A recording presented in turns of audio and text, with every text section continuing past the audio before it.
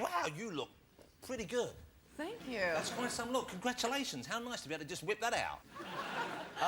Well, welcome to the UK. I know you're over here for your new film. Do you like it here? Do you like going places in particular? Yeah, I do. I'm from South Africa, so, you know, it's quite similar to me. But I would not have known you were from South Africa because you don't have a particularly distinctive accent. I mean, it sounds kind of European, if anything. Yeah, I was raised in Afrikaans and had all my schooling in Afrikaans. And then by the time, and English is a second language, but by the time I got to Los Angeles and everybody said, you know, do an American accent, and practicing that, I basically learned English as an American. So Afrikaans, and presumably you still speak Afrikaans, yes. Do you speak it when you go back home? No, my mom lives in Los Angeles, so I speak it every day. Well, could we have a little burst of Afrikaans? Are you going to have a conversation with me? Obviously. Well, what's yes in Afrikaans? Ja. Well, I can master that. Is it Jon? Ja. Ja. Ja. You. Ye. Wat wil je praten vandaag? Is dat enig iets? No, you're making this up, aren't you? Maar jij lijkt eigenlijk baie fantastisch vanavond, ik moet zeggen, ja. Ja. This feels kind of good. That was very good. Well, thank you. I have no idea whether yours was any good. I'm assuming there's probably people at home saying that's great Afrikaans. But when you left, you were how old? You were 16, you said? Yeah, I had just turned 16. And so apartheid, that would have still been in place. I guess they were dismantling it, but it was still in place, wasn't it? Yeah, 91 was when Nelson Mandela was released from Robben Island, and that was the year that I left. And then in 94, the re-elections, the first free elections happened. You've met Nelson Mandela, I believe, and didn't you meet him after you received the Oscar? You won the Oscar? I met him 4 years ago, actually. I've known him for 4 years now, and we stay in touch, and he's an incredible man, yeah. Now you can say after this evening you've met two of the most charismatic men on the planet. Yes. Nelson and Des Lynam, of course. He's kind of our Nelson Mandela, in a way. He was incarcerated on ITV for many years. Still am. I have been eating some biltong today. Oh, for real? Yeah, do you miss biltong? I do. Where did you get that? I don't know where they found it, but they bought some biltong. This is apparently what people in South Africa enjoy eating, is that right? Yeah, it's a snack, yeah. Right, well... You do not. Look at this. That's it. That looks like something you'd find in your tumble dryer when you... or a twig or something. What is biltong? It's dried meat. OK, from any particular animal, you're not fussy? Well, a little bit, yes. Do you know what that is? That's some good stuff.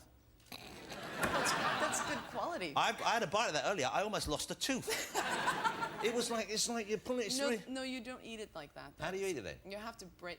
You break it. So you break it and then you chew it. You do that. Yeah. OK. And how long do you chew it for? For hours, it seems to last for. Well, Are you eating that? Yeah. I have some gum in my mouth. Yeah. You know what? It tastes like wood as well. No, it does not. I know. It's quite beefy. No, that's good. That's good quality. You could probably get this shipped over if you wanted it. I could, but, you know, it's nice to miss it. Now it's gone bad on me. I'll take it. Well, yeah. OK, great. Thanks. Hey, now, I've got to congratulate Charlize on her performance in the film Monster. Oh, thanks. We're getting it, it seems, last. I mean, it's been all over America already, of course. You won the Oscar for it. The weird thing about us, when we get to see the Oscars, is often people are winning awards or they're talking about films that we haven't had a chance to see yet. Yeah. And that was the case here, of course. It opens tonight all over the country. I went to see it last week. Wow, what an incredible performance. I mean, congratulations. And it's not just a case of you looking wildly different, and it's not just a case of you put on the way. It really is a tremendous piece of work. The story, it's the story of a woman called Eileen Wuornos, isn't it? Yeah. Who, she was a prostitute. She'd had a kind of terrible, abusive upbringing, and she murdered, was it 7 men? Yeah. She murdered over this period. She's kind of a hard character to empathise at times with, but at other times you do find yourself very much kind of, you know, on her side and sympathising. Was that all in the script as you saw it? I mean, was the script kind of as we see it now, or did it change you in the filming process? No, it was pretty much that. I mean, that was what was so incredible about it. We were lucky enough to get our financing based on that script, and that was the story that we wanted to tell. And the nice thing about her story was that we never felt like we had to embellish or, you know, make things a little bit more exciting or provocative, because her story was pretty out there. Now, you wouldn't be most people's first choice for a part like this. At least you wouldn't have been before this movie came out with success. So how did it come to you? How did they think, OK, a woman who is essentially known for being in movies where you're you do the job, certainly, but you're decorative as much as anything. You were getting those kind of parts early on, weren't you? Yeah. It was the good-looking, the glamour puss. I mean, you were Inside House Rules, which is a heftier film. But a lot of the films, I saw you in Mighty Joe Young, which I really enjoyed, but you're starring with a giant gorilla.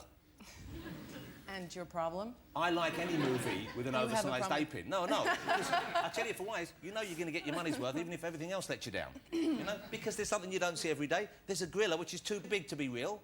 So I go home happy. But I'm wondering, you know, I mean, how did it come about that you got this particular role? No, it was odd because Patty Jenkins, the filmmaker, just offered it to me. Right. And that had never happened to me in the 10 years that I've been doing this. These are usually the kind of parts that, you know, like Devil's Advocate or The Yards, parts that people don't automatically think of me, that I would have to go into the room and kind of show up without makeup and show that I'm willing to go through, you know, somewhat of a transformation for it. In this case, that didn't happen, so that was extremely odd for me in the beginning. What was the transformation then? How did you, because I'm going to show you a clip in a minute, and really, you know, you don't look, it's not like looking at you, which is a testament to your performance, but also whatever skill went into the makeup. What was the transformation? What did you do? Well, Eileen had very dark eyes, almost black eyes, so we had contact lenses, and the only prosthetics that we used were teeth. We had built teeth both for the top and for the bottom, and plucked all my eyebrows. Eileen had barely any eyebrows, and everything else was liquid-based latex. Nothing was actually applied onto my face. My double chin and everything else is all real. So you really, you basically, you pigged out for a while to get big. A little bit, yeah. Okay. How much weight did you put on? Around 30 pounds. Wow. Yeah. And how did you do that? What did you specialize in? I'm a potato chip girl. I love potato chips, and Billy Bob Thornton is a good friend of mine, and he gained a lot of weight for U-Haul and a U-turn, and he said, just eat really late at night, so, you know. Lots of crisps in bed. Yeah. How much, you said how much you put on? 30 pounds? Okay, so you're considerably heftier, okay? Was that a nice feeling? Did you like being rounded? Did you like kind of having that ripple effect and stuff? It was interesting. It wasn't, I guess I just didn't have enough time for myself to just kind of sit around and be pensive about it. You know, it was the kind of thing that I was lucky enough my boyfriend didn't make me feel uncomfortable about it or anything like that. Well, you see, a lot of us men, we do like a plumper lady. Well, the other thing is everything gets bigger. So I had tits for the first time. Did you ever hear him use the phrase, more cushion for the pushing? No. No, and thank God I didn't. I'm telling you, he might not have used it, but he was probably thinking it. You're in trouble. Yeah, well, yes, it's my thing, okay? For a wife. She's all right. She gets sick of me trying to feed her up all the time. Let's have a look at a clip, because we're kind of joking around the subject here, but really, it's a very powerful film. Thank you. This is Monster. It opens all over the UK from this evening. Now, presumably, since winning the Oscar for that, everything's changed, hasn't it? Yeah. How confident were you, or how kind of hopeful were you that you were going to go home with the tiny, bald, gold man thing? I don't think you can, you know? It's kind of like walking into Vegas and thinking you're going to make money, you know? It's just impossible, and I think at the end of the day, you have to just kind of walk in thinking that you're going to have a good party, you know? And if anything happens, then that's great. How long did it take you to choose your gown? Because there's such a big deal made about what people wear on Oscar night, isn't there? So that must be, I would have thought, especially for a woman going there, must be a real nightmare. Yeah, and it's odd having that question come from you. Why? Why? Because I like my clothes. Did you like my dress? I loved your dress. Really? I tell you whose outfit I didn't favour. Who? Diane Keaton. Well, that was a suit, right? Yeah, but she's dressed as like Charlie Chaplin or something. Or we had a guy over here called Freddie Parrot-Face Davis, and that's how he looks. That's a very it's straight. perfect for her, though. Well, the it's... whole Annie Hall thing, it's her. It's who she is. I just think she looks mad. And you know what? I would say that to her face. I mean, she's a great actress, and she seems like a lovely woman, but that is just the most remarkable concoction. and I dress like an arsehole all the time. So I know what I'm talking about. It's a kindred spirit. When you get that moment, when it comes to your category at the Oscars, Yeah. what's going through your mind? How does that feel? It's frightening, really. I mean, there's so much attention. You feel like everybody is staring at you, and it's very odd. It's not something that I'm very comfortable with. And had you prepared your speech? Did you know what you might say? I didn't write anything, obviously, because Yeah. it wasn't that smooth. But, you know, you kind of, going through all of those award ceremonies like back to back, it's just impossible not to keep in mind everybody who worked so hard on this film. Yeah.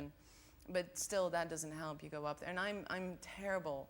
This is like the size of people I can handle, right. you know. But anything more than this, I break out in hives, or I might be already broken out in hives. The next film, are you going to be looking as you do now, or are you going to be trying to carry on doing work which is essentially character-based and in which you don't look glamorous, you're not allowed to look attractive? I think it's always been important for me to have something be character-based, and I... You know, you're flirting with me now, you realise that, don't you? You're rubbing yourself in quite a slow manner. Was it the biltong? Is that what swung the deal for me there? I have to say, no man has ever bought me biltong Yeah, before. well, I've given you some biltong, and suddenly you're actually rubbing yourself next to me there. Like I'm, you know, like, this is like almost like I'm Mighty Joe Young, and these are guerrilla mating tactics down there. I mean, now I am breaking out in hives. Oh, God. What do you think of that? Imagine that bearing down on you. Yeah, man, I couldn't do that all night. How do they do it, those monkeys? Desi's thinking, yep, tried that, done it, biltong, not one on this. You know what? I'm going to let you keep the biltong and not ask for sex in return. That's just because I love the movie so much. Thank you. That's yours. Really lovely to meet you. And once again, I urge you to go and see the film. You know, it's one of those films where I didn't know whether I would enjoy it. It's such a kind of, in some ways, a gruesome subject matter. And you think, oh, am I in the mood for this? But I was hooked in. It's the strength of the performance. It's not just you. Christina Ricci as well is superb in the film, I think. Yeah. But it really is. It's a real gut-wrenching, powerful movie. It's so worth seeing, and I urge you to see it if you get the chance. Thank you so much for coming on. It was a pleasure meeting you. Charlize Theron, ladies and gentlemen. Thank you so much. Yeah. That's yours to take. I think we've all been hanging that. I wouldn't need any more of those. Nice to meet you. Thank you.